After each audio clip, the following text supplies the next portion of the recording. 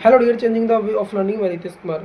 भाइयों, मैं आपको आज बात करने वाला हूँ कि आरआरबी मुंबई में जो टीचिंग स्किल टेस्ट चल रहा है, जो आपको पता है कि आरआरबी का टीचिंग स्किल टेस्ट चल रहा है, उसमें कौन कौन सी फैक्टर आपको जो है कि ध्यान में रखना है, वो सारी चीज़ें आज आपको मैं बताने वाला हूँ।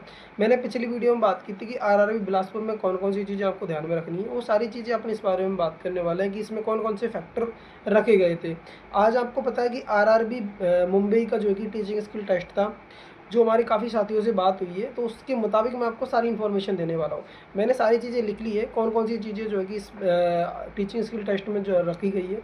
इसमें कुछ चीज़ें थोड़ा डिफरेंट रखा गया है, आरआरबी बिलासपुर से हट के रखा गया है इसमें थोड़ा बहुत। देखिए, सबसे पहले आपको इसमें डॉक्यूमेंट पूरे आपको लेके जाना है, साथ ही साथ आपका डॉक्यूमेंट वेरिफिकेशन भी किया जा रहा है। आपको जाते ही पहले आपकी बायोमेट्रिक की जाती है, उसके बाद में आपका जो है कि डॉक्यूमेंट वेरिफिकेशन किया जाएगा, उसके बाद में आपको हॉल में एंट्री कर दी जाती है। जैसे ही आपकी हॉल में एंट्री होती है, उसके बाद में आपको एक चैट बॉक्स दिया जाता है, मतलब एक बॉक्स दिया जाता है, उसमें चिट लिखी हुई हो चिट रखी होती है। उसमें से आपको रेंडमली कोई चिट उठानी है और उस चिट में आपका टॉपिक लिखा होगा। लेकिन उस टॉपिक के लिए आपको 90 मिनट दी जाएगी, 90 मिनट दी जाती है, और उसको आप अपनी अच्छे से प्रिपरेशन कर सकते हो 90 मिनट में। आप पीपीटी तैयार कर लेना। आपके लिए जो है कि नेटवर्क सुविधा दी गई है आपको, जो कि कंप्यूटर दिया जाएगा, उस पर सारी चीज़ें आप पीपीटी तैयार कर सकते हो। 90 मिनट का टाइम दिया जा रहा है अपने टॉपिक को अच्छे से जो है कि मजबूत करने के लिए। और फिर दूसरा, मैंने सारी चीज़ें लिखी है कि जो पैनल बोर्ड है, उसमें कितने मेंबर थे। आपको पता है कि आरआरबी बिलासपुर में जो मेंबर थे वो 3 थे, लेकिन आरआरबी मुंबई में जो मेंबर है वो 5 लोग बैठे हुए हैं। तो ऐसे ही ऐसे आपको ये नहीं सोचना कि किसी में 2 आएगा, किसी में 3 आएगा, ये बदलते रहते हैं। इसमें आरआरबी मुंबई में 5 मेंबर बैठे हुए हैं। आपको कतई घबराने की ज़रूरत नहीं है, नॉर्मल सा टॉपिक होता है।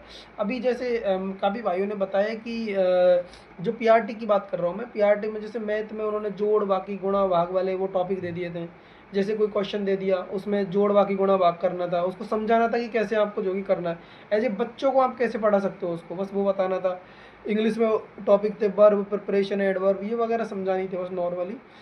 ये सारी चीज़ें आपको जो है कि समझानी है उसमें ना। रैंडमली कोई टॉपिक आपको दिया जाएगा, उसको 90 मिनट दिया जाएगा तैयार करने के लिए। आराम से आप पढ़ा सकते हो, कोई बड़ी बात नहीं है।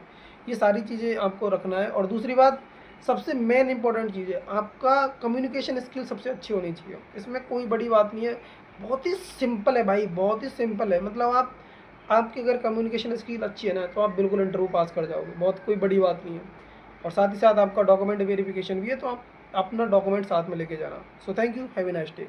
और आप डीएसएस भी पीआरटी के फॉर्म स्टार्ट हो चुके हैं, तो प्लीज़ उसका फॉर्म फिलअप कर देना। Thank you, have a nice day.